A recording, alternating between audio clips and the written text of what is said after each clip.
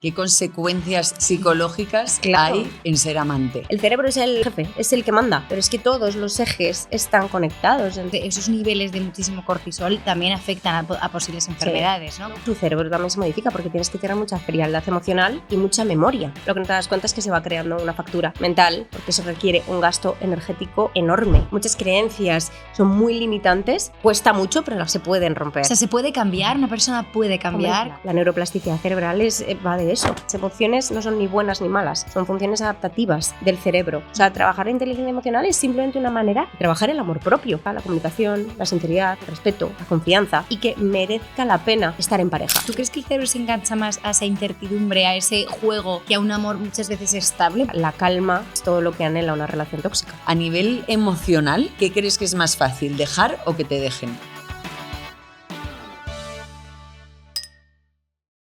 Hola, hola y bienvenidos a un nuevo episodio de Tómatelo con vino. ¿Qué tal? Hoy estoy obtusa. Es como que como normalmente grabamos solas, entonces ya como que hemos tenido muchísimas conversaciones. Ya que hemos empezado hemos empezado con el invitado, entonces sí, es como que en verdad no te he preguntado ¿y cómo estás? Claro, es que vosotros estáis escuchando esto como si, o sea, ellos no han escuchado el episodio con el invitado todavía. Claro. O sea, bueno, cosas nuestras. Cosas nuestras. Chicas, vamos a resolver el sorteo de rueda de abril. Es verdad. Que teníais que responder a la pregunta ¿por qué deberíamos brindar más? O ¿por qué tú misma deberías brindar más? Así que resuelve tú. Vale. Bueno, voy resolviendo yo Spotify, que lo tengo preparado, ¿vale? Así Mary mientras lo busca. Venga. Lo he dicho, la pregunta era ¿por qué deberíamos brindar más? Yes. Hay muchísimos comentarios, casi 200 en Spotify. Todo lo bueno que está por llegar se llama el episodio. Sí, aquí. Y voy a hacer así, asá. Y la botella de Spotify se la lleva Esteban Laura. Dice, porque la vida ya brinda sola, pero casi siempre con agua del grifo. Brindar es convertir cualquier tontería en celebración, sobrevivir a un lunes, encontrar aparcamiento o simplemente que el vino esté bueno. Es mirarnos, reír y decir, aquí estamos. Y, seamos sinceros, también es la excusa perfecta para que venga otra ronda. Además, brindar es pausar el caos, celebrar lo pequeño y recordar que lo mejor casi siempre pasa entre copa y copa. Yo no es por nada. Mirad que hacemos esto de manera aleatoria, pero es que nos toca cada mensaje. No, te iba a decir, haces algo. Te juro. Me toca siempre como súper extenso. No, me encanta. te juro. Voy a hacer un pantallazo. Esteban con V Laura. Me ha parecido increíble este mensaje. Muchísimas gracias. Sí, sobre todo como gracias por el currazo que te hayas currado así. De escribir semejante mensaje. Supongo que te llamas Laura y y Esteban es el apellido, no lo sé, pero muchísimas gracias, te llevas el kit. Y por cierto, que las que vais ganando nos preguntáis, está en la descripción los siguientes pasos que tenéis que seguir. Vale, y ahora resolvemos el concurso a través de YouTube, o sea, en YouTube, en YouTube, y entonces hago así... Imaginas que María cierra los ojos mientras tanto. Sí. Bueno, mira, esta es escueta, pero me gusta. Es de @andreamartinez_rm8ge. Y dice, la verdad es que lo pienso muchas veces y sin duda brindaría por mis padres. Me siento muy afortunada por los padres que tengo y por tenerlos cerca. Qué bonito. De esto vamos a hablar mucho hoy seguro. Sí, entonces, pues oye, enhorabuena Andrea. Y millón de gracias siempre por participar y de verdad por hacerlo con tanto cariño. Sí, es que no sabéis, además, solo pueden ganar 2 personas, pero yo cada vez que leo los comentarios es como que me emociona que os los curréis tanto que, no sé, y sobre todo en preguntas así, como que te pones a leerlas y me emociono, o sea, brutal. Y lanzamos el siguiente. Se resolverá, el 8 de junio. Vale. Si de repente pasa lo contrario, pues lo pondremos por la descripción. Vale. Y la pregunta es la siguiente. No sé si habéis visto, bueno, de esto ya hace un par de semanas, pero ha habido un trend que a mí me está encantando, que es que la gente pone como un vídeo y dice, si perdiera la memoria... como si perdiera la memoria, pero significaría que podría vivir o ver este vídeo por primera vez, ¿no? Sí. Entonces, la pregunta es, ¿qué momento repetiría tu cerebro en bucle con una copita de rueda en la mano? Me gusta. ¿Tú tienes algún momento así pensado? Pues mira, volvería al momento en que nació mi hijo Nicolás y me convertí en madre por primera vez, porque no, creo que no lo disfrutas. O sea, pasan tantas cosas, algo como tan novedoso y se pasa tan deprisa que lo volvería a vivir. Sí, sin duda. Que me encantaría como con más sosiego y más, no sé. ¿Tú? Ay, pues no sé si un momento concreto. O sea, lo primero que se me viene a la cabeza, no me acuerdo como de ninguna en concreto, pero reviviría, ¿sabes? Esos momentos, o sea, típico momento que estás con tus amigas que te entra un ataque de risa que no puedes parar. Sí. Pues viviría en bucle como en un momento así. O sea, de esos ataques de risa que dices, o sea, que terminas y dices como, ay Dios. O sea, cómo me he reído, ¿sabes? Como que viviría un momento de esos en bucle. Y si no, relacionado con niños, repetiría en bucle cada vez que uno de mis sobrinos me abraza y me dice, Rochi, te quiero. Son muy monos, Es que son muy cariñosos. Les amo. Entonces, esos 2 momentos viviría en bucle, muchísimos más, pero eso. Yo también, pero a ver, que os queremos leer, que siempre nos sorprendéis un montón. Sí, y los leemos todos, de verdad. Ojalá pudiéramos daros botellas a todas. Esperemos que en algún momento esto pueda ocurrir. Y os toquen. Y dicho esto, vamos al episodio de hoy. Es un episodio que la realidad hemos organizado como last minute, porque a veces pasan estas cosas, chicas. A veces pasan que nos cancelan invitados, obviamente por cosas que les suceden, y suele ser complicado como encontrar a alguien, porque al final cada uno tenemos nuestra agenda. Entonces yo estoy contenta y muy ilusionada con el episodio de hoy, sobre todo por la generosidad de la invitada y por el esfuerzo que ha hecho. Porque se ha organizado en menos de 24 horas. Exacto, que siempre es de agradecer. Sí. Entonces, y que además es un tema que joder, a mí personalmente me parece súper guay. Estoy como muy metida últimamente en él y me apetece un montón escucharla. De hecho, te decía antes de empezar que me genera como nervios porque tengo tantísimas cosas de las que quiero hablar que ya sabes cómo soy yo, además, que si no toco como todo lo que quiero hablar, luego es como que me frustro. Pero me apetece muchísimo. El guión de hoy, os aviso, no sé luego cómo quedar, es extenso. O sea, hay una infinidad de preguntas, luego muchas veces no las terminamos. Pero bueno, es la idea, así que nada, te dejo con tu introducción del invitado que te hace especial ilusión. Sí, me hace especial ilusión. Hoy tenemos a Raquel Mascaraque, que es divulgadora científica, conferenciante internacional, escritora y periodista especializada en neurociencia y en psicología social de las emociones. No voy a hacer mucho más spoiler porque quiero que nos lo cuente ella, pero hoy queremos hablar sobre temas que trata ella en su último libro que se llama ¿Me quieres o qué quieres?, en el que habla sobre relaciones de amistad, de pareja, de amantes, que a mí esto, o sea, no es que me interese por ningún motivo concreto, es que me parece curioso. Por teléfono me has dicho que te parecía muy interesante. Es cosa que me parece no interesante. Entiendo. Hombre, no, a nivel psicológico me parece muy interesante. Así que, nada, bienvenida Raquel. ¡Qué bien! Muchas gracias, chicas. Gracias, Raquel. Y gracias, yo te lo quería decir en nombre de todo el equipo por este encuentro express y que te hayas organizado, que sé que todo el mundo tenemos la agenda petada. Así que gracias por el esfuerzo. Nada, yo aquí encantada. ¡Qué ilusión! Sí, qué bien.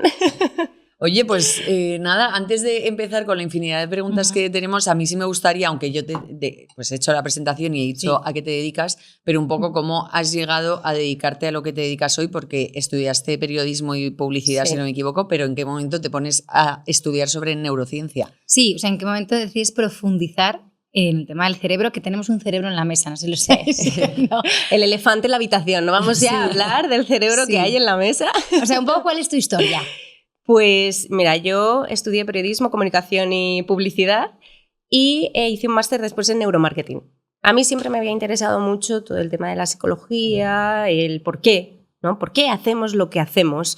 Entonces, en el máster de neuromarketing había varias asignaturas de neurociencia, neuroanatomía.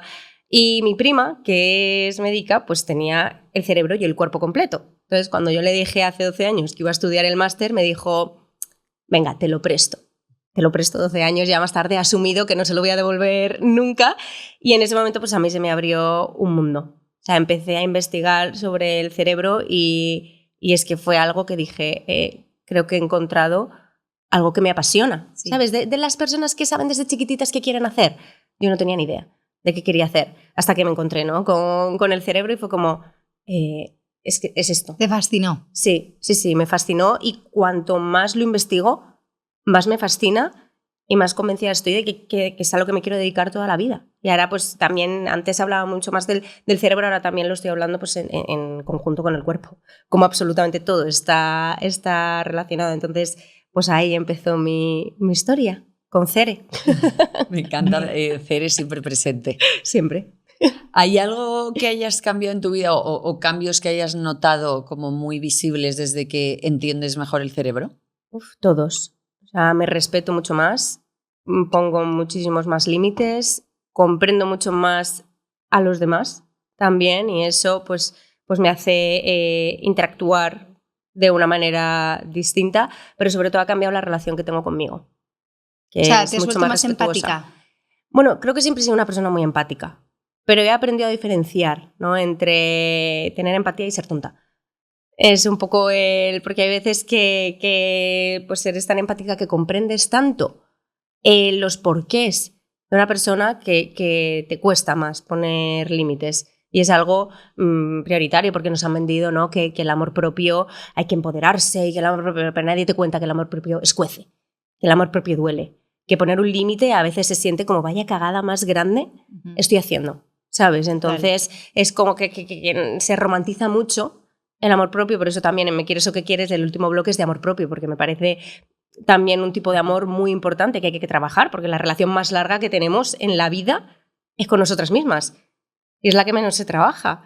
Entonces me parece pues muy bonito trabajar el amor propio, pero eso no significa que sea fácil y que a veces no se sienta, pues eso, como que han echado alcohol en la herida abierta. La pregunta que te iba a hacer siguiente, con todo el tema de tu historia, es que nos hicieras un mini resumen de lo que va. A ver, chicos, os quiero enseñar aquí el libro que Ro ha mencionado de Me quieres o qué quieres, que tenemos aquí, Raquel. Y claro, un poco que también nos introdujeras un poco al libro y nos contaras un poco de qué nos vamos a encontrar al leer este libro.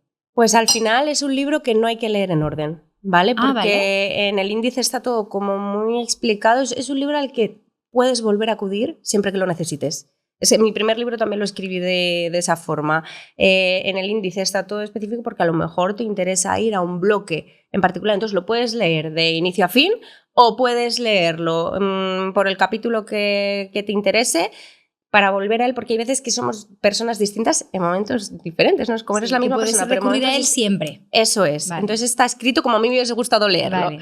Pero así, por explicaros un poco cómo funciona, el primer bloque es el de las relaciones. Entonces hablamos, pues, cómo hablamos. Digo, ¿ves? Es que hablo en plural. Como hay veces que digo, hola. Hablo, es que... No, es que estoy flipando. A mí también. Tú sigue, estás en casa. Sí, yo ya estoy aquí comodísima. Pues os lo cuento como el primer modelo relacional que tenemos es con nuestros tutores legales, nuestros padres, las personas que nos han criado. Entonces hay veces que tomamos como habitual ciertos comportamientos que hasta que no salimos de ahí, no nos relacionamos con otras personas, no nos cuestionamos. No sé, si por ejemplo tus padres nunca se han dado un beso en casa, a lo mejor de adulta consideras que darte un beso en público con tu pareja es algo que te da vergüenza, es algo y ni siquiera te has planteado el por qué, porque es algo que tú has vivido. Pero si tus padres se daban muchos besos, muchos abrazos, es algo que consideras habitual. ¿Qué pasa cuando conoces a una persona que no se da besos? ¿No os queréis o es que habéis aprendido de patrón? Entonces, como que el primer bloque desgrana mucho cómo es tu modelo relacional en base a tu contexto, a lo que has vivido, y luego ya nos metemos en situaciones cotidianas que nos pueden pasar a muchísimas personas dentro de una relación. Entonces el primer bloque va sobre la frustración y hablamos de cosas que te pueden frustrar dentro de una relación. Pues quieres ser madre o quieres ser padre y tu pareja no. Entonces ahí, ¿qué pasa con ese conflicto? ¿Cómo se puede resolver ese conflicto? Hay como varias situaciones que pueden frustrar. Hablas más de gastos, de hipotecas, de tal, que pues de tener citas, de relaciones, tal. ¿Cuál es el papel de la frustración dentro de una relación? Porque en realidad no es ni buena ni mala, es una emoción adaptativa que te está diciendo que tus expectativas no están en sincronía con tu realidad. Entonces hay que ajustar. Pero ¿y no crees que muchas veces, Raquel, perdona que te interrumpa, nada. Es todo mucho más sencillo? Creo que, o sea, quiero decir, ¿no crees que la gente tiene un problema muy grande de no comunicarse o dar por supuesto muchas cosas? O sea, yo creo que en las bases de una relación, la gente cuando empieza a salir a una edad muy temprana, quizás yo entiendo que no hablas de temas muy profundos porque en ese momento no son cosas de vital importancia, pero a medida que vas creciendo creo que hay que tener comunicación y conversaciones incómodas y creo que la gente las evita y ahí viene el conflicto y después viene la frustración. Totalmente. O sea, creo que sería evitable si la gente se preguntase, ¿quieres ser madre? O sea, también creo que la gente se engaña, en plan de, es la mujer de mi vida, ella no quiere ser madre, yo sí querría ser padre, pero no pasa nada, ¿no? Ojo, o piensas, no. Igual le cambio. Ojo, no, porque si tú realmente quieres ser padre, lo vas a querer ser siempre y si no, a lo mejor vives un pelín frustrado. Sí. ¿Me entiendes? Lo que has dicho, ¿no? Hay un capítulo que se llama Esperanza me desesperas. Sí. ¿Sabes? Que la gente Tengo la vive esperanza de que le voy a cambiar. Total. Bueno, que puede ser que tú Sí. cambies, pero hay gente que yo creo que evita mucho el conflicto y entonces no tiene conversaciones que habría que tener para Sí. evitar esa frustración de la que hablas en el episodio. Tal cual, la en el comunicación es capítulo. clave y, por ejemplo, en el capítulo del amor para trabajar en pareja está el contrato de las preguntas difíciles. Pues Mira. cuando has conocido a una persona, cuando te quieres comprar una casa con una persona, cuando quieres tener hijos o hijas con una persona, cuando quieres emprender con tu pareja. Entonces hay como un montón de preguntas para debatir antes de tomar la decisión que te van a enfrentar a situaciones incómodas que vas a tener que lidiar. Entonces vas Oye, a tener siento que que esto es una encontrar... guía perfecta para encontrar tu relación perfecta. O sea, Después de leer este libro, o lo Total. dejas con tu pareja Ojo, o afianzar Qué muchísimo miedo. más la... No, pero me gusta. Sí, o sea, pues va un poco por ahí, ¿no? Después de la frustración, creo que va el bloque de la infidelidad, que es el que decías tú, Rocío, que te había llamado la atención. Fue muy curioso escribirlo porque he intentado abordar las tres perspectivas. Cuéntanos, ¿no? que me parece interesante a mí también. Claro, la persona. Hablamos de la persona que es infiel, ¿no? De dónde se origina esa infidelidad, qué pasa en el cerebro de una persona infiel, ¿no? Personas ya que son mentirosas compulsivas que tienen vidas paralelas. O sea, esto en las personas que son mentirosas compulsivas, ¿no? Su cerebro también se modifica porque tienes que tener mucha frialdad emocional y mucha memoria. Pero si no tienes memoria y esa frialdad emocional, no puedes crear una historia y eso se ve reflejado en el cerebro, en las conexiones, ¿no? que se forman en el cerebro, porque no solo tienes que decir dónde estuve la semana pasada, tienes que acordarte de dónde estuviste hace 3 semanas para que toda tu historia funcione y tener esa frialdad emocional. Yo ahí pongo la metáfora del hotel. Entonces es como si entras en un hotel y tú ves todas las habitaciones, ¿no? La entrada del hotel es tu relación con tu familia, pero tienes una habitación en la que tú entras y tiene como una salida de emergencia.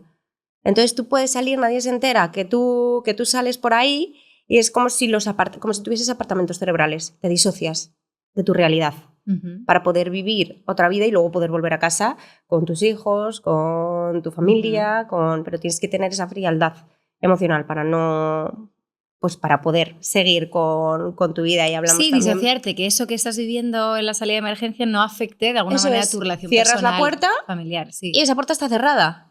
Ya se limpia, ya se tal, ya... Lo que no te das cuenta es que se va creando una factura mental, porque eso requiere un gasto energético enorme. O sea, al final, el estar todo el rato pendiente, el que de repente tu pareja te diga, tenemos que hablar, y tú digas, ¿tenemos que hablar de qué? ¿Se me ha podido escapar algo? ¿Se me tal? O sea, a mí a día de hoy me dicen, tengo que contarte algo, digo, ¿qué ha pasado? Digo, ya he descubierto que le di un golpe al coche.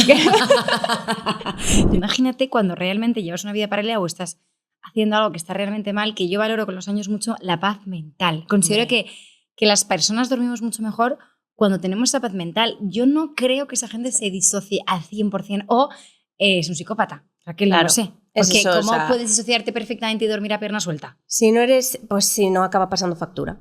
Claro, pero puede que de pase alguna factura manera. a los años. Puede que te pase factura a los 3 años, a los 4 años. Pero Ya. sí, acaba pasando factura. Claro, a nivel, no, entiendo que te refieres, o sea, a nivel de cerebral, identidad. a nivel físico. A nivel de quién soy. Acabas perdiendo Claro. un poco el contacto con la realidad. Se habla mucho del control. Al final, el necesitar tener el control. Tú sientes que tienes el control de todo. Es como, no, si yo sé, porque habitualmente estas personas no van a dejar a su mujer por el amante o a su marido por el amante, sino que completan carencias que faltan. Entonces es como que tengo el control y tengo la seguridad. Todo puede ser que sí, que me haya enamorado de otra persona y hasta que yo no afiance esa relación no voy a soltar esta. ¿Por qué? Porque sigo teniendo el control de ambas situaciones y no me hubiera una relación hasta... O sea, está todo muy basado también en el control. ¿Es control o es cobardía? ¿O es querer tenerlo todo? Claro, la seguridad es- de un hogar y las mariposas de lo que no conoces. Claro, es esa carencia, es, oye, me falta, pues ¿qué me falta? Me falta la adrenalina del inicio con tal, pues tengo esto. Me falta, hay veces que te falta el cariño, porque con tu pareja Sí, ya porque no quizás te dan más hablas por sentado. y tal, entonces hay veces que se están, pues eso, buscando carencias que tienes en una relación en otra, pero sí que es verdad que al final acaba pasando factura. Tú acabas somatizando, o sea, acabas diciendo que pasa factura a nivel de crisis de identidad, pero también supongo que si eres una buena persona que se está equivocando, pongámonos que no somos psicópatas, también eso lo somatizas y también te puedes enfermar. No, claro. Cuando, o sea, quiero decir, ¿no? Eso al final tendrá otro tipo de impactos. Sí, o sea, el sistema nervioso y el sistema endocrino está absolutamente, los ejes del cuerpo están completamente relacionados. Te empieza a oler mal el aliento, te empieza a molestar mucho el estómago, empiezas a tener insomnio, empiezas a tener migrañas. Se puede representar también de muchas maneras. No sé por qué porque al final tienes un nivel de estrés sostenido Claro. en el tiempo, entonces tu sistema inmunológico no puede recuperarse de la misma manera, no le estás permitiendo. Entonces el cuerpo al final habla muchísimo, nos da muchísima información. Yo llevo los últimos años incorporando mucho todo lo que he investigado del cerebro, aplicándolo también a lo que es el cuerpo, porque nos da una cantidad de información y no nos han enseñado, es que nadie nos ha enseñado a escuchar a nuestro cuerpo. Y es alucinante pues como el eje intestino-cerebro. Ahí hay, pues en el intestino hay 600.000 millones de neuronas, o sea, hay muchísimas neuronas que nos dan información. La información del intestino va antes al cerebro que la del cerebro al intestino. Yo creo que por eso es súper importante, ¿no? Yo creo que cada vez se está extendiendo más esa medicina integrativa, por así decirlo, y en vez de ver solo me duele el estómago o me inflamo, ver solo el intestino, es ver el estilo de vida de cada persona. Claro, o sea, que te estás comiendo en tu vida que no digieres. Al final no se puede separar la mente del cuerpo, no es algo que podamos... Yo he tenido muchísimos problemas de estómago, he estado estos últimos 2 años, que os decía antes que yo no bebo alcohol, dejé de beber alcohol hace 2 años porque tuve muchísimos problemas de estómago, me quitaron pues todo, pero dentro del alcohol me quitaron muchísimos alimentos y luego de repente dije, que no lo echo de menos. Echo más de menos comerme una fresa, ¿sabes? O comerme un aguacate. Entonces, pero claro, fui a muchísimos especialistas, me hicieron muchísimas pruebas, endoscopia, gastroscopia, test de aliento, test del SIBO, helicobacter, todo por los aires. Los especialistas ya no sabían qué hacer conmigo. Es muy importante. Yo estuve 6 meses con una nutricionista especializada, pero estuve también con una psicóloga y trabajando muchísimos patrones y de repente rompí tantísimas creencias y entendí tantísimo cómo mi cuerpo me estaba hablando a través de mi intestino que flipé, ¿sabes? Anda. Y cuando me posiciono en el rol que me corresponde, cambio muchos patrones de vida, de repente puedo empezar a tomar de todo otra vez. O sea, ¿crees que también puede ser estrés y ansiedad y ese resultado puede tener un impacto muy grande en todo el tema del estómago? Bueno, claro. Todo, o sea, absolutamente todo. O sea, nuestro cuerpo está completamente conectado. O sea, todo lo que pasa, el cerebro es el jefe, es el que manda, pero es que todos los ejes están conectados, entonces si hay algo que no funciona bien, todo se descompensa. Entonces estamos compensando, que es que compensar es una palabra que cuando estás compensando es un gasto energético. O sea, el dolor es la mayor fuente de información que tenemos. A un cuerpo, esto me lo dijo el doctor Francisco Carmona, que después de 19 años escuchando que todo estaba bien, pues me diagnosticaron endometriosis y me dijo, un cuerpo sano no duele. Aunque una persona no vea nada, no te pueden decir estás bien. ¿Sabes? O sea, a lo mejor es que no están mirando en el sitio adecuado, pero el dolor es una fuente de información increíble porque te está diciendo que algo tiene que ser atendido. Entonces es como, ¿qué tengo que atender? ¿Qué tengo que cambiar? Y muchas veces nos duele el estómago y nos vamos al estómago. Es que el sistema sanitario también hay mucho de qué hablar aquí, porque ¿qué les dan? 7 minutos por paciente, con suerte. Luego les meten muchísimos pacientes. Sí, me duele el estómago. Pues vale, no. ¿Qué está pasando? ¿Tienes un examen? ¿Qué tal? ¿Has tenido una conversación difícil? ¿Has tenido... ¿Por qué tienes diarrea? ¿O por qué estás suelto en el estómago? Puede que haya muchas cosas que te estén desequilibrando. El SIBO, que antes era colon irritable, ahora es SIBO, ahora es... O sea, es el resultado, es de algo, no es el problema. Pero Raquel, y una duda que tengo, estás dando el del dolor como algo que indica que hay un problema y estoy totalmente de acuerdo, pero ¿y qué pasa con todas esas personas que debutan en un cáncer y no han tenido ningún dolor? Es que no es mi especialidad. Claro, es que sí. Por eso digo que hay veces que hay cosas que se me escapan, en plan que digo, vale, ¿y por qué? Porque sí que creo que está relacionado, que no tengo ni idea, igual también a mí yo me estoy colando, pero creo que el estrés, esos niveles de muchísimo cortisol también afectan a posibles enfermedades, ¿no? No, Como claro. claro, pero entonces digo, vale, pero si el cuerpo es algo como un indicativo que tienes que escuchar, ¿por qué hay gente que le pasan cosas que no ha notado nada? Pero una cosa es que no lo hayas notado, Ya, ¿sabes? Y otra cosa es que no esté ahí. ya. Porque pero como no somos especialistas en vaya día de mierda, ¿nos vamos de compras? Ya, de poner parches, que vaya, es decir. claro, no quiero enfrentarme a esta situación, ¿nos tomamos algo? Ya. ¿Sabes? Es un poco que somos especialistas en En camuflar. distraernos. Porque al final el objetivo principal del cerebro es ahorrar energía. Hala, Esto qué no interesante quiere esto. decir, claro, Sí. que no quiere decir que lo que sea habitual para ti sea bueno. Vale, Pero tu cerebro se va a quedar con eso. vale. Porque es lo que conoce.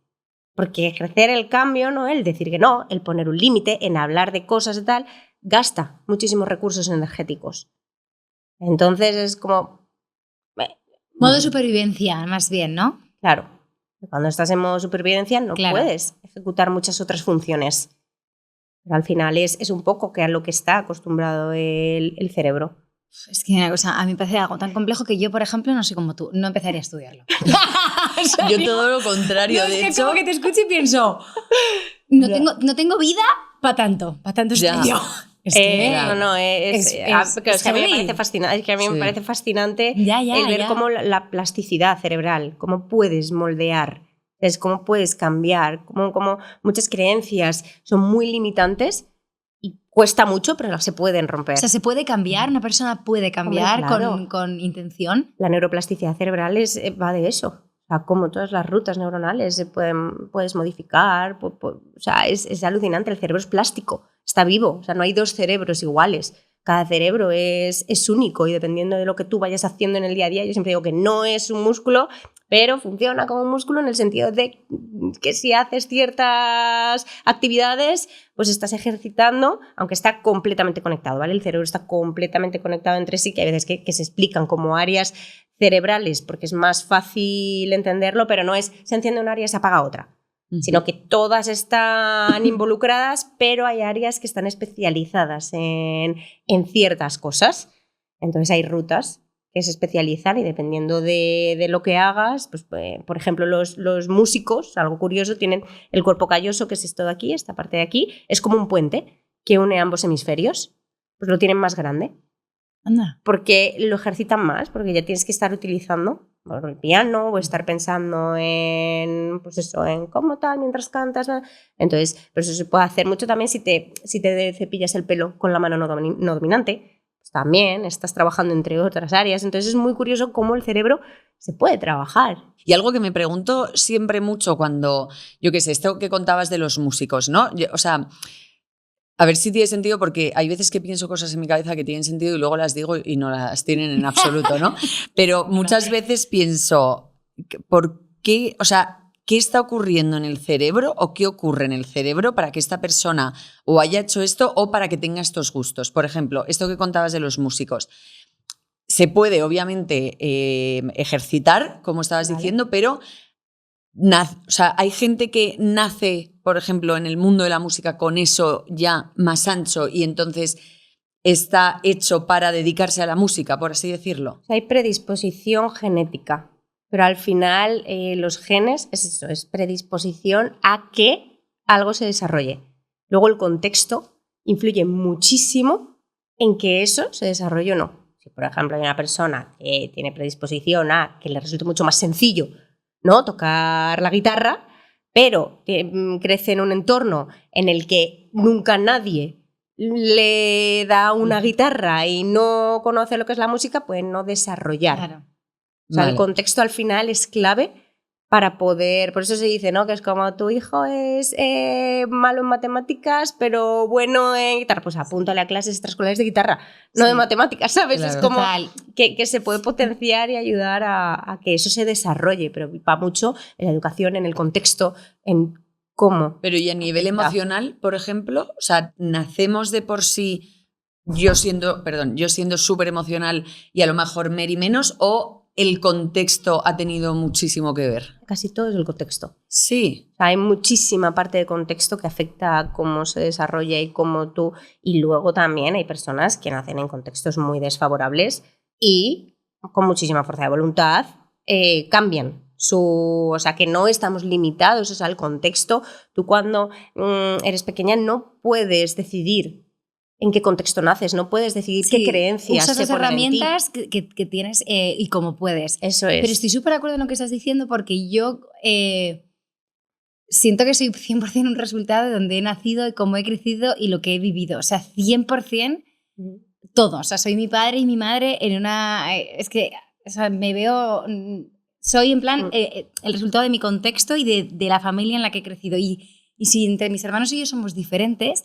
También entiendo el porqué. O sea, veo que mi padre a lo mejor ya no estuvo porque se fue a vivir fuera, entonces uno tiene una carencia que a lo mejor el mayor no la tenía. O sea, veo perfectamente, o sea, yo sí lo entiendo así. Sí, pero luego cuando veo niños pequeños, muy, muy, muy pequeños, creo que, o sea, por lo menos algunos tienen una personalidad súper marcada, sí, ¿sabes? Nacen con la personalidad marcada, pero también claro, luego ellos se van el contexto... autorregulando y el contexto Eso también es. adquiere importancia, supongo. Sí, o sea, mi primer libro, A Cerebrar, que se llama en vez de A Cerebrarme, también te gustaría porque habla un poco qué le pasa al cerebro con las emociones. ¿Qué le pasa al cerebro cuando sentimos amor, cuando sentimos tristeza, vergüenza, culpa, ira? Y sobre todo, o sea, las emociones no son ni buenas ni malas, son funciones adaptativas del cerebro. Entonces, nacen cuando las necesitamos. O sea, para expresar, al final no son universales, en el sentido que no... Por la teoría de las emociones universales, de que hay 6 emociones básicas, está un poco refutada por la ciencia, sino que las emociones se van desarrollando cuando las necesitamos y cuando eres pequeño tú no puedes decidir qué emociones necesitas, o sea, para sobrevivir. Según tus necesidades. Claro, o sea, al final podemos decir que son universales en el sentido de que es un lenguaje universal que tenemos los seres humanos para comunicarnos. Vale. Y que hemos decidido que si yo lloro, ¿sabes? Que si yo estoy triste o que si tal, eso que hace que otra persona venga a mí. Estoy reclamando también esa necesidad de contacto, de acercamiento con otra persona. Pero el enfado, por ejemplo, no hay 2 personas que expresen la misma emoción. A lo mejor una persona que se enfada y grita mucho y alza mucho la voz y se mueve mucho, y otra persona que se contiene mucho, se queda muy quieta, casi no habla, y están expresando la misma emoción, pero con un patrón cerebral distinto. Es que cuando dices soy muy emocional, es que todo es emoción. Incluso las personas que dicen yo soy muy racional, están racionalizando todo por miedo a no controlar todo lo que puede pasar. O sea, es una respuesta del miedo. O sea, no se puede separar razón y emoción. Nos han hecho muy polarizados, ¿sabes? Es como, ¿soy muy racional o soy muy emocional? Es que no hay una lucha, o eres cerebral o eres de... No, está a ver, todo. yo creo que las personas que somos racionales somos controladoras también, por supuesto. Claro. Yo hay muchas cosas, hay sensaciones o emociones, o sea, perdón, hay emociones que no permito como que recorra mi cuerpo, que es que ni las quiero. O sea, en plan, es como, por ahí no vaya a pasar. Pero porque yo las controlo. O sea, tengo claro que también es mi cerebro no dejando, o sea, no fluyendo, ¿eh? O sea, no te estoy estás diciendo protegiendo. No estoy diciendo que digas, estoy súper racional y no, estás trabajando también esa racionalidad. Pero ahí totalmente. estás tirando del miedo de esto no va a dejar que me afecte. O sea, esto voy a frenarlo. O tirar mucho para adelante. Es que, ¿sabes qué pasa? Yo también creo que las personas somos muy diferentes. Debajo de la alfombra. Sí. Pero es que también yo, y no es una crítica hacia Ro, que ella es más sensible, pero esta gente también que está siempre rayada, es que me parece que al final no es práctico. O sea, la vida también, Raquel, eso es así. Sí. Entonces, está fenomenal tener conversaciones incómodas, está fenomenal trabajarse, está fenomenal ir al psicólogo, pero también hay que vivir. Sí. Estar siempre, hombre, yo creo que como todo, y no ningún todo extremo. el mundo necesita ir al psicólogo. No, y claro, o sea, que no todo el mundo en todas las situaciones porque es una de su cosa vida que yo necesita siempre ir. digo. Yo no digo que no sea importante, digo que ahora parece que todo el mundo tiene que ir. Y ayer escuchaba a una persona que decía, igual que tú no decides, hoy estoy con... O sea, mucha gente que como que no le da importancia a la gente que está en depresión porque dice, no, ser feliz es una decisión. Si tú quieres ser feliz, lo eres. No. Yo no estoy de acuerdo con eso, pero sí que creo que tú tienes que trabajar, ya sea en el psicólogo, ya sea haciendo cerámica porque te viene bien, ya sea yéndote a Cantabria a vivir a la playa, da igual, trabájalo. Sí. Obviamente, haz lo que sea para que seas feliz, porque lo importante al final en la vida es intentar disfrutarla. Totalmente. Pero lo que considero es que no todo el mundo le funciona lo mismo. Por eso yo no soy muy abanderada de todo el mundo tenemos que ir al psicólogo. No estoy nada de acuerdo. No, es que a lo mejor no te hace falta, pero sí que es verdad que la inteligencia emocional, trabajar lo que es la inteligencia emocional, te va a permitir pues, poder conectar con tus emociones sin que te arrollen. Vale, esto me gusta. Es como, vale, tú has bloqueado ciertas emociones. Uh-huh. Trabajar la inteligencia emocional es permitir que entren sin que la medida justa para sentirlas, porque todas las emociones tienen una función adaptativa y todas las emociones nos están ayudando a algo. Sí, bueno, simplemente no salen también. Claro, es como ¿qué me estás intentando decir?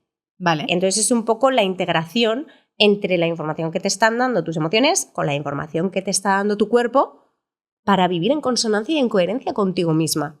O sea, trabajar la inteligencia emocional es simplemente una manera de trabajar el amor propio y de poder vivir y de ser coherente con tus decisiones. Uh-huh. Y de a lo mejor entender que estás bloqueando algo porque entonces estás tirando y eso no va contigo, pero es como tengo que tirar. Entonces bloqueo esto, ¿vale? Pero es que a lo mejor tengo que poner aquí un límite, pero eso me va a incomodar. Entonces bloqueo y entramos en un bucle de no gestión y al final las también emociones... creo que es que hay veces que hay gente que no está cómoda en según qué situaciones. Tipo, hay gente que, yo qué sé, está muy cómodo llorando. Hay gente que igual no está tan cómodo llorando, que yo no digo que no llores, pero igual... ¿Eso también no opinas que viene del contexto? Hombre, claro. Sí, o sea, tú podías llorar yo en no la he visto infancia. llorar o sea, a mis eso, padres por ejemplo, en mi vida.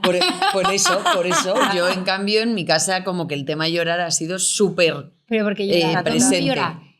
Mi padre llora bastante, o sea, no llora. Yo no he visto llorar a mi padre, claro. Yo no he vivido esas familias en las que se abrazan y todo el mundo llora. Claro, pues lo que estabas diciendo al principio. Por eso digo que siento que tienes, o sea, que me ha gustado mucho eso que has dicho sobre el tema del contexto, porque a veces es súper importante y es verdad que piensas, no, vendrá con una carga genética, pero luego dices, ya, pero es verdad que el contexto le ha ido pincelando, aunque luego puede ocurrir. Luego a lo mejor en tus relaciones, si de repente tu pareja llora, le ves como débil. ¿Y por qué llora? A lo mejor nunca has visto a tu padre llorar. ¿Implica que eso sea bueno? No, implica que antes los hombres no se les tenía permitido expresar ciertas emociones. Ya. Y tienen un lastre enorme. Sí, con un bagaje heavy. Claro, es muy importante que todo el mundo pueda expresar sus emociones y ahí las mujeres sí que tenemos muchísima más libertad. En el índice de tu libro hay concretamente dentro de uno de los capítulos, de uno de los bloques, que son las consecuencias psicológicas de ser amante. Y aunque yo sé que la gente tiene que comprar el libro y leerlo entero, sí que me interesa que hables un poco de esto porque es algo que la verdad nunca me había planteado que pudiera tener consecuencias psicológicas, aunque sí me he preguntado, ¿no?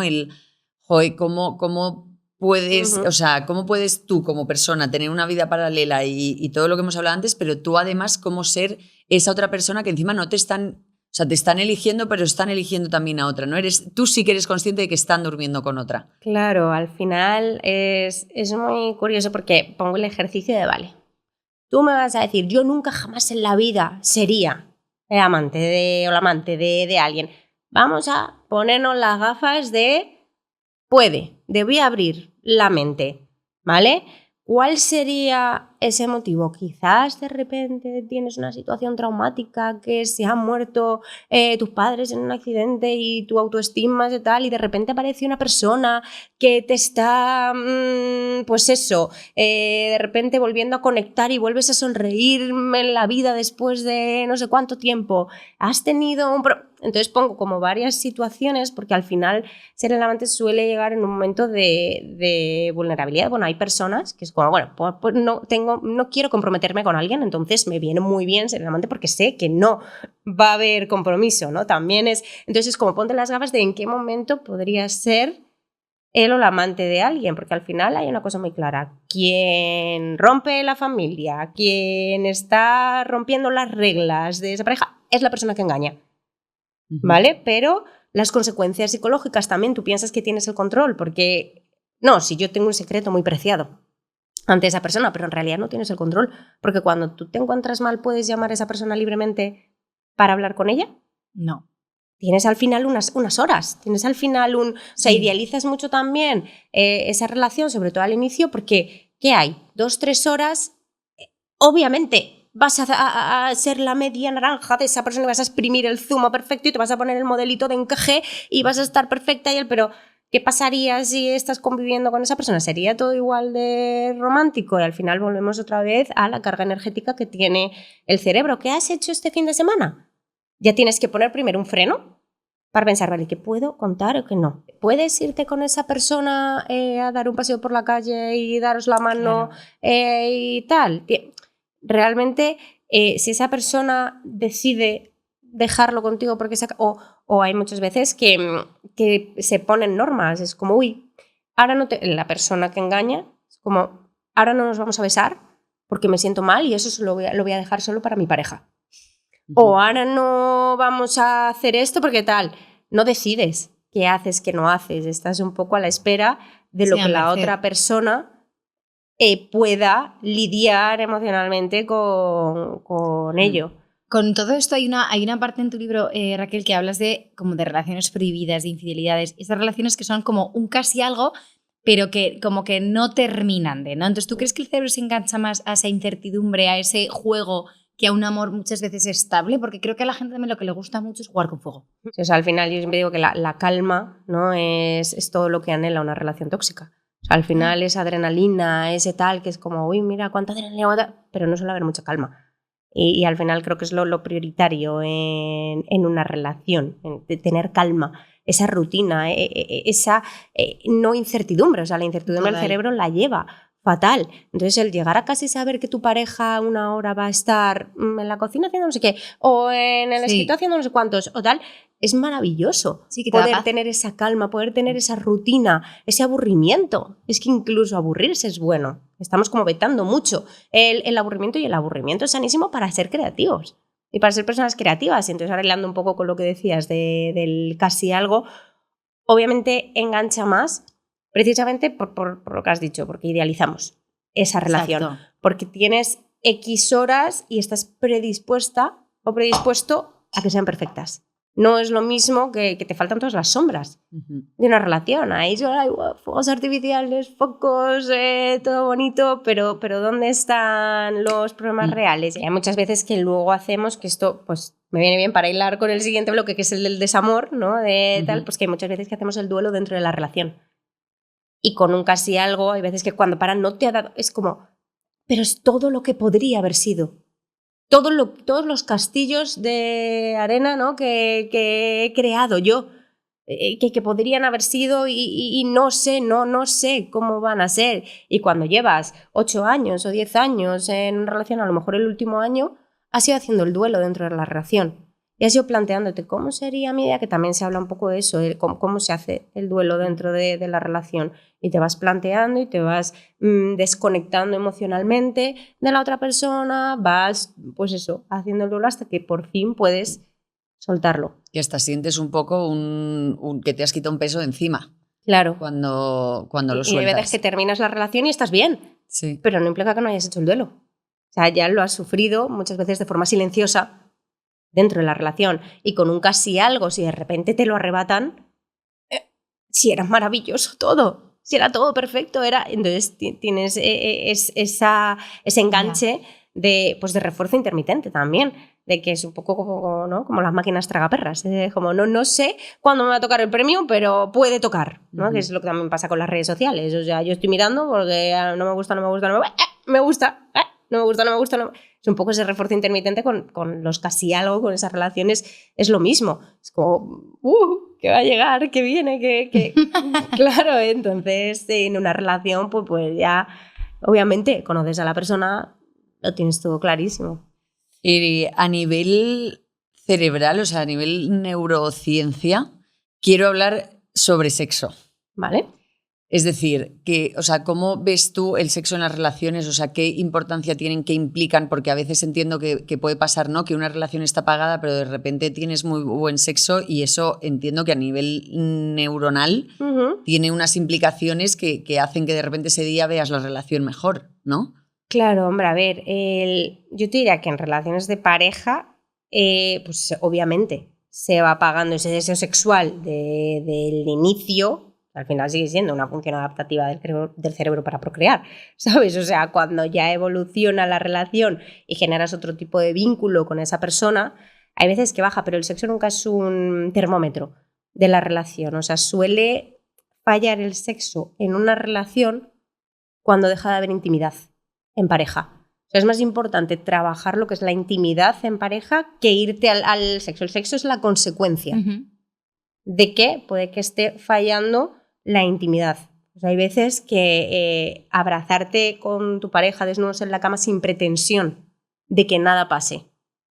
Es muy bonito el poder generar esos momentos de intimidad, poder charlar sobre qué me preocupa, qué te preocupa, poder abrazaros. O sea, todo eso es luego lo que hace que se pueda trabajar el sexo, y que hay veces que estamos pues, muy desconectados de lo que es el placer, porque luego viene la rutina, el tal. ¿Cómo a veces te van a dar ganas de tener sexo si estás agobiadísimo porque no puedes llegar a pagar las facturas del mes de tal, porque la abuela la tienes que ver, todas estas cosas que te están... O sea, al final el cerebro está en modo supervivencia. Claro, ¿qué pasa? Cuando tú tienes que correr del león, ¿te vas a poner a procrear?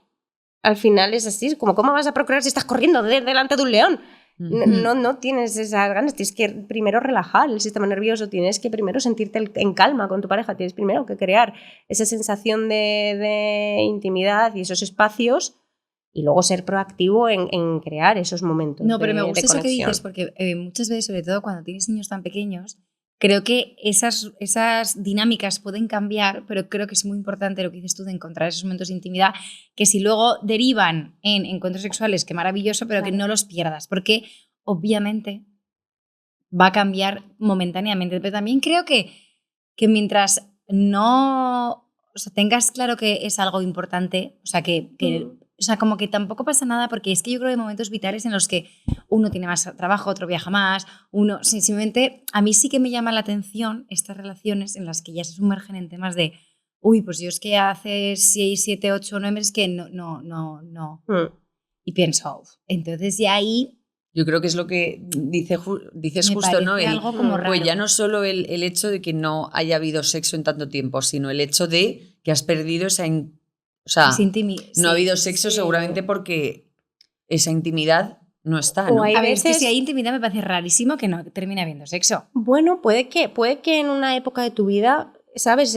Trabajes esa intimidad, pero o que haya tanto tiempo que no tengas sexo, que te come vergüenza volver a conectar, como que no sepas cómo conectar con tu pareja, o que vayas perdiendo esa intimidad, porque es como, si no va a haber sexo, no me voy a acercar a él o a ella porque va a querer terminar en sexo y no puedo ahora mismo. Entonces, esa intimidad la evito porque no quiero. Pero luego es eso, luego cómo trabajo en pareja. Bueno, mi amiga Noemi Casquete está haciendo ahora una gira de trabajar en pareja, que me parece súper interesante para conectar. O sea, yo voy a ir ahora en junio, ya os contaré, chicas, a ver qué tal, porque son un montón de técnicas y herramientas para volver a conectar con el placer. Y ya no solo con el sexo, sino volver a conectar con la intimidad y que ambas partes estén hablando el mismo lenguaje, que era lo que hablábamos antes de comunicar con tu pareja. Pues al igual que tienes que comunicar lo que sientes, tienes que hablar de sexo con tu pareja.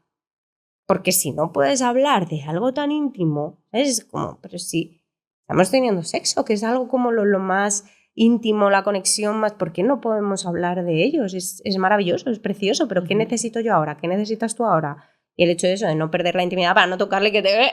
Es como, oye, mira, ahora mismo en este momento no tal, pero quiero seguir teniendo estas dinámicas y poder hablarlo. Esas conversaciones me parecen súper importantes, sobre todo, por ejemplo, cuando das a luz, cuando no te reconoces, cuando estás mega embarazada, cuando también ahí surgen cosas y surgen inseguridades, y también entiendo que hay gente que diga, es que no me reconozco, ¿cómo me voy a poner a tener nada? O sea, es que no me quiere ni mirar. Claro. O sea, por eso también te digo que no hay que obsesionarse, como que creo que mientras haya momentos de intimidad y una buena comunicación, todo se puede trabajar. Claro que sí. El problema yo creo que reside en eso, en malos entendidos, en conversaciones que no han terminado.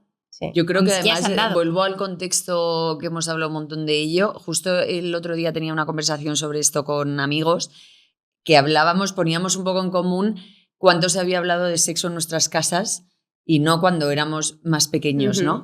Y yo, o sea, no soy madre en el momento y no sé cómo lo voy a hacer, pero creo que por lo menos hace años, cuando nosotras éramos pequeñas, bueno, igual seguramente en casa sí haya habido esas conversaciones, ¿no? Pero no sé si era un tema un poco más tabú, que eso implica que cuando eres mayor, tener de repente esa conversación te da un poco hasta vergüenza.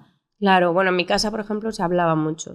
Mi madre quería hablar porque ella no tuvo información y ella incluso pues, se quedó embarazada porque pensaba que teniendo la regla no te quedabas embarazada.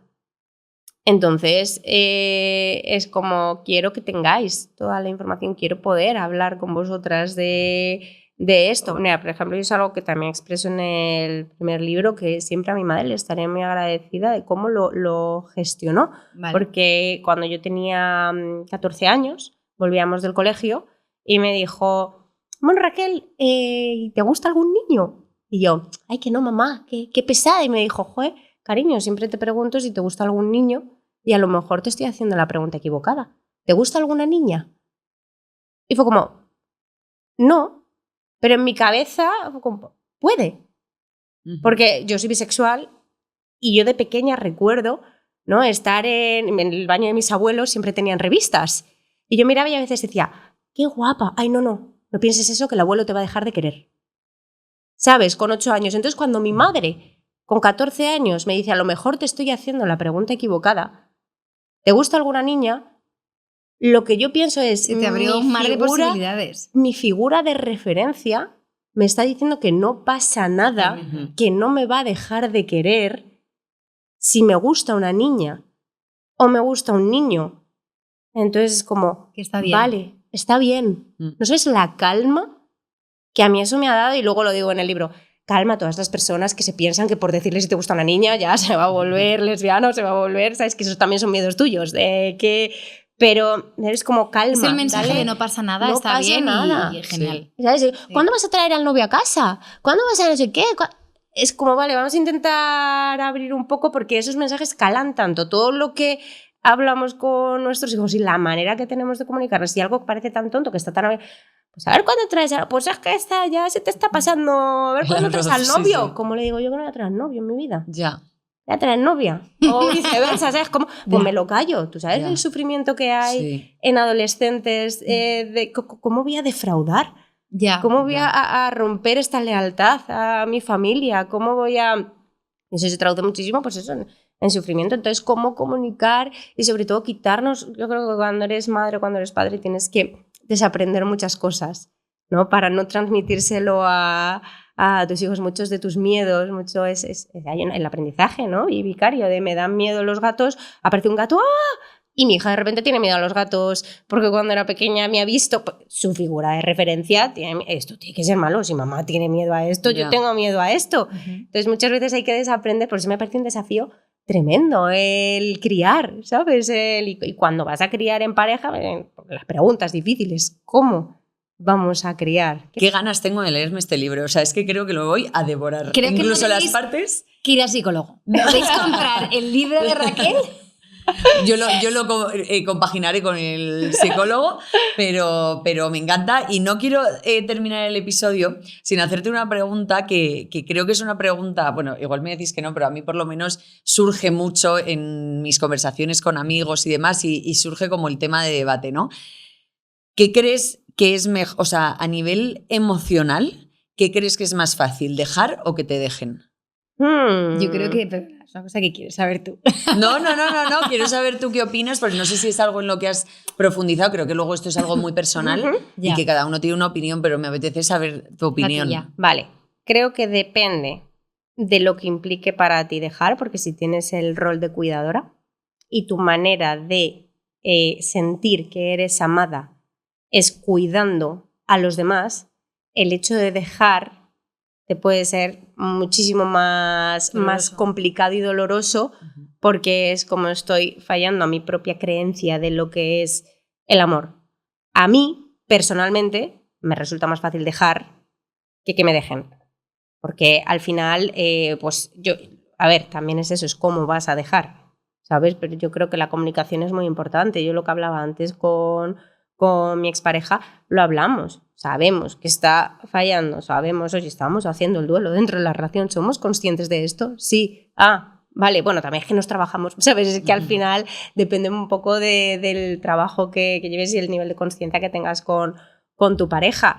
Va a depender mucho de lo que es la situación, pero el dejar de escoger a alguien creo que es menos doloroso que sentir que te dejan de escoger a ti. Y eso no quiere decir que algo falle en ti. Claro, que eso es muy importante también. Justo, pero eso que tú decías, ¿no? Que hay gente a la que tienen como son de esa forma en la que están siempre muy dados, se dan mucho a los demás. Por lo tanto, tomar esa decisión entiendo que la sopesen tanto que hasta igual digan, pues ya lo he hecho pecho, que me quedo. Claro, o sea, claro, debe ser ¿cómo algo le voy muy a difícil. dejar si no puede vivir sin mí? O sea, hay una parte también de soberbia, porque al final el cuidador aprende que el amor se gana. Yo tengo que cuidarte para merecer tu amor.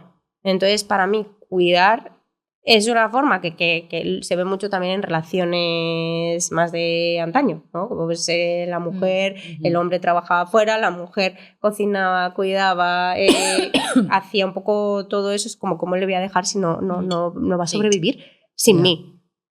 Entonces, hay veces que cuesta más romper ese ciclo, pero bueno, siempre hay un gran depende. Ya. En esto de las relaciones. Depende de la persona. Yo es que siempre tenemos este debate y cada uno opina. ¿Tú qué opinas? Es que yo creo que también depende de lo que tú hayas vivido, ¿sabes? Entonces yo no volvería a pasar por el que me dejen, claro. Pero por esa sensación, yo recuerdo esa sensación de es que no tengo la decisión, yo quiero seguir y no puedo seguir, ¿sabes? Y cuando he dejado, sí, lo he pasado mal porque te da pena, pero dices, por lo menos tengo un poco la decisión yo, o sea, es un poco, no sé si es egocéntrico o controlador, pero es por lo menos tengo la decisión yo y no me quedo yo ahí como esperando el mensaje porque yo ni siquiera puedo mandar el mensaje porque me han dejado, ¿sabes? Pero es como un poco impotencia. Daré la vuelta al speech. O sea, ¿tú vas a querer estar con alguien que no quiere estar contigo? No. A ver, te digo esto que me pasó con 16 años, entiéndeme, pero que lo sufrí muchísimo, pero... Yo es que como que yo las relaciones de juventud, que esta gente que sufre tanto, o sea, te puedo decir, no quiero decir para que nadie se sienta aludido, las veo muy, muy desde la distancia. No puedo entender cómo la gente sufre tanto por una relación con 16 años. O sea, no me es nada familiar. O sea, como que pienso que el tiempo pasa... Chicas, supéralo. Qué práctica. Es que como ves, somos extremos opuestos. Es que no puedo... Yo lloré. Pero es que no lo puedo entender. Es como que digo, para empezar, eres una persona que no eres hoy. No te debería de afectar, ni debería... O sea, es que a mí, os lo juro por Dios, que es que no lo pienso nunca. Es que esas relaciones ya pasaron y si no es porque me la tengo que encontrar, no me afecta ni lo más mínimo, ni le doy una vuelta. Y no es un tema de práctica, de verdad, es como que digo... no, yo ahora tampoco le doy ninguna vuelta, pero sí me es familiar ese sentimiento de ruptura, sí, pero es curioso porque ahora vives el amor un poco con el miedo de que quizás a lo mejor antes de que algo suceda prefieres dejarlo para no volver a experimentar y el amor... Claro, al final es un juego. Es una entrega, todo esto del libro es un poco... Nos han dicho que el amor es como un juego, tú entras con la partida empezada con unas reglas preestablecidas. Este libro rompe un poco todo eso. Es como crea tu propio kit y crea tus propias reglas del amor junto con la persona con la que es el objetivo de romper un poco todas esas creencias y al final en el amor te tienes que vulnerar muchísimo. Sí. O sea, teniendo en cuenta y confiando que la otra persona no utilizará tu herida para dañarte. Entonces, al final esa es la gracia del amor. Hay que vulnerarse y el amor va a dar miedo, pero si no te entregas a él completamente tampoco vas a poder experimentarlo. Total. Entonces, a veces vivirlo con él. Cuando veo que la cosa a lo mejor se pone muy te dejo porque como me dejes, me vas a reventar viva. Ya. A ver, que yo estoy fenomenal ahora, esto no me pasa ahora. No, pero... yo creo que hoy te pasaría distinto, ¿sabes? Sí, hoy me pasaría distinto. O sea, es que ni me lo planteo ahora mismo.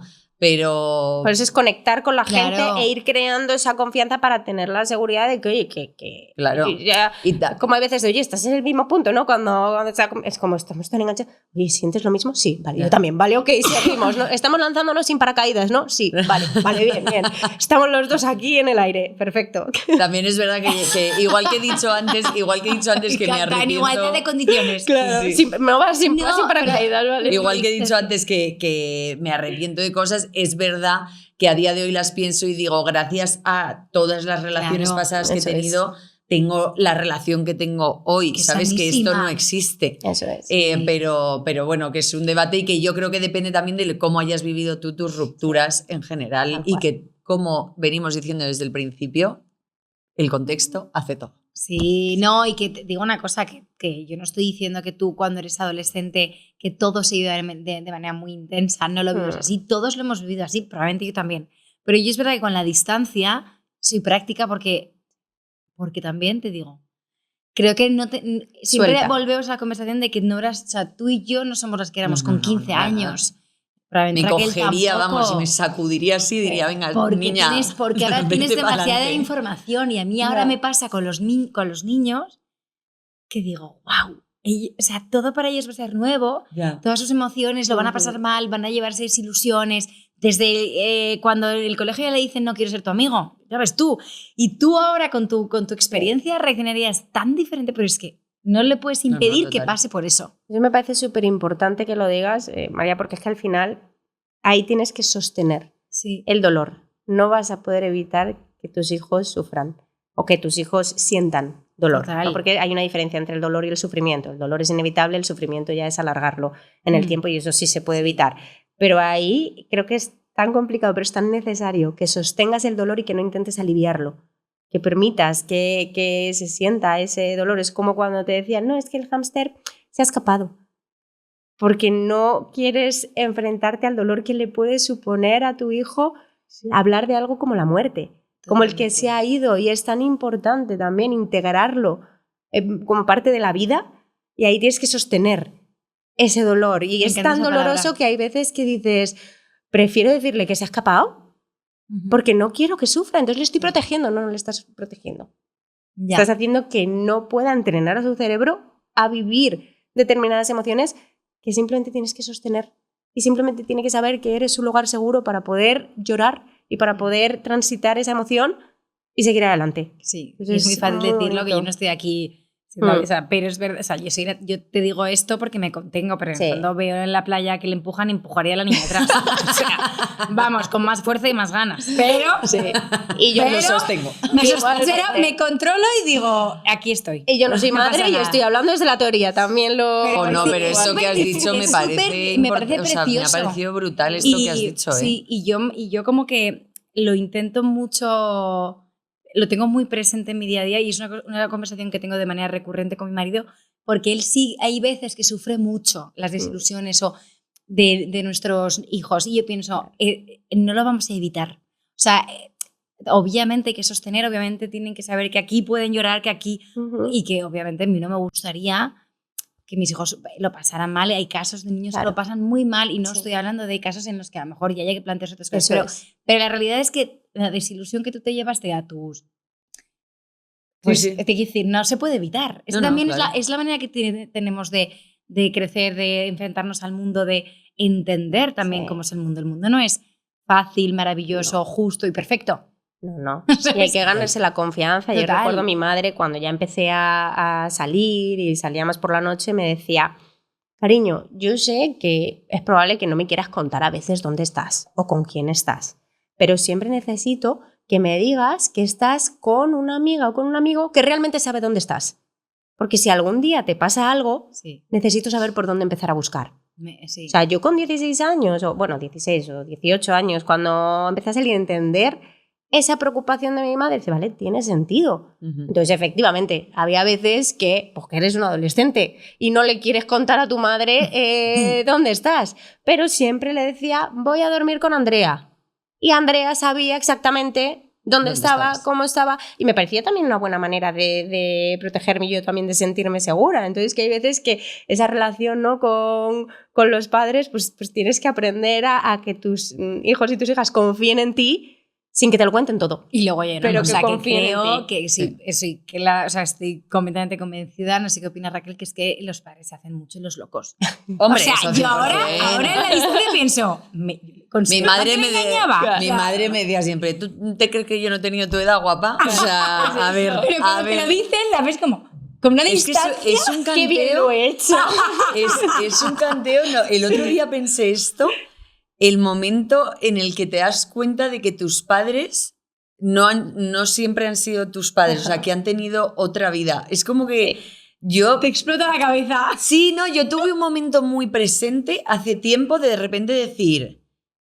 Son personas, o sea, os juro que esto suena rarísimo, ya lo sé, pero son personas, en plan, sufren, lloran, estas preocupaciones que a lo mejor tengo yo las han tenido, las tienen, o sea, como que tuve un momento, o sea, en un momento en el que lo pasaron muy mal, como que tuve un momento muy presente de decir, yo me he creído siempre que son superhéroes, como que es gente que no sufre porque son mis padres, pero son personas, no sé, bueno. Es una cosa un poco locura. No es ninguna locura. Sí, yo cuando me mudé, que tenía mi casa, vivía sola, vinieron mis padres, les estaba ya haciendo la comida, hubo una conversación que dije, ¿soy vuestra hija? Digo, ¿no os parece alucinante? Claro, digo que ha pasado tanto tiempo y hemos pasado tantas cosas, pero ahora estamos como ya tengo mi independencia económica, tengo mi independencia emocional, o sea, porque al final siempre hay, cuando naces, ¿no? La dependencia y ya termino, que es que al final nos liamos. Estaríamos aquí 3 horas. Pero sí que hay una dependencia no vertical. Cuando tu hijo depende completamente de ti, de que le cambies el pañal, de que le alimentes, de que tal, y esa dependencia sigue toda la vida. La cuestión es que se vuelve horizontal. Y es una dependencia en la que ambas personas es sana. Es una dependencia sana en la que no dependes de esa persona para todo, sino que pues le vas dando, te va dando, ya no le chupas la sangre, que los hijos siempre somos unas sanguijuelas. Yo digo es que siempre los padres van a hacer todo, bueno, no todos los padres, aquí generalizamos, pero sí que es verdad que digo, mis padres sí que van a dar todo por mí, pero la cuestión es como... Es una transición que a mí me da pena, o sea, pensar como, ahora los niños son, o sea, dependen tanto de ti, te quieren de una manera tan bonita que nunca te van a querer igual. O sea, de verdad, o sea, sí que te van a querer, pero de esa manera tan... Incondicional. No es incondicional, no, es de dependencia absoluta. Es que para ese niño tú eres todo. Luego ya no, luego tienen amigos, luego tienen mujer o pareja o marido. Quiero decirte, luego van teniendo... Entonces ya tú no eres lo más importante. Y egoístamente que lo veo, lo atesoro muchísimo. Estoy todo el rato así. Me dice Manu, ¿por qué vas a dormir con los niños? Y digo, empiezo a tener pensamientos de que se me van a ir algún día y no puedo dormir. No, y es muy bonito que disfrutes de eso, pero tampoco te lo lleves al ay, qué rápido estás creciendo, ay, qué tal. Eso no se lo digas, es más bonito que les digas qué bonito cómo estás evolucionando. No, yo le digo que no quiero que crezca. No, yo le digo, no quiero que crezcas ni un minuto más, prométemelo. Y él, vale. Y yo al día siguiente, has crecido. No. Y yo toda la vida, no voy a crecer nunca. Y ahora me di cuenta de la mochila que tengo, del no voy a crecer nunca. Claro. A ver, te prometo que no lo voy a decir más. pero la realidad es que me da muchísima Hombre, es que también estar en una edad tan monos, tan todo, que dices, no, estas mollas no quiero que se vayan, y ¿sabes? Son momentos en los que de verdad todavía no lo han pasado mal. Y es tan bonito, es tan inocente. Es eso, la inocencia. Es tan bonito y luego y sabes todo, y ya sabes por todo lo que van a pasar y que encima no lo vas a poder impedir, que como padre empecé esa rotación no me gusta. Nuestras preguntas clásicas. Tenemos 2, ¿vale? Este podcast se llama Tómatelo con vino porque es como una metáfora de que todos los problemas, cuando de repente te sientas con tus amigas a tomarte un vino o lo que quieras, se relativizan. Entonces, ¿qué problema te has tomado tú mal en el pasado que ahora lo veas con perspectiva y digas, pues me hubiese tomado un vino con mis amigas y no era para tanto? Muchísimos. Vamos, ya que hablábamos de relaciones, pues quizás muchas relaciones que dices que mal lo hice, cuánto tiempo y cuántos años me he castigado por esto. Es como relativiza que hoy en día no cometes el mismo error por cómo lo has gestionado. Y al final es que es verdad que hablarlo con amigas siempre ayuda. Y nada, que ¿por qué brindaríamos hoy? Se ha olvidado de la pregunta. Iba a comentar algo sobre las amigas y he pensado, no. Ha sido eso, man, cállate. Yo brindo con agua, chica. Fenomenal. ¿La pregunta? Nada, ¿por qué brindaríamos hoy? Pues por habernos conocido. Ay, Raquel, qué bien. Gracias por venir. Muchas gracias y por ser invitarme. tan generosa y por hablar tanto y por ser tan mona y nada. Me ha encantado, o sea, de verdad. Hemos estado súper a gusto. Sí, gracias por el libro porque me muero de ganas de leerlo. Todas, además, incluso con los bloques con los que no me siento identificada, por ejemplo, los amantes. Pero que tengo muchas ganas de leerlo y gracias por haberte adaptado, porque esto ha sido...